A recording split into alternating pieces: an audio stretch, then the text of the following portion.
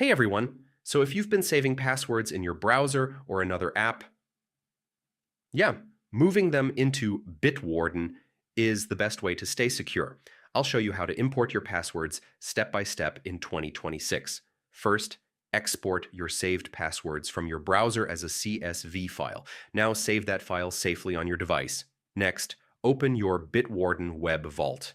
Go to Settings, then Tools, and choose Import Data.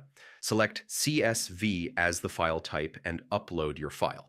Bitwarden will import all your passwords automatically. Now check your vault to confirm everything is there. Delete the CSV file for security, and finally, enable autofill for easy logins. And that's it. Now you know how to import passwords into Bitwarden safely.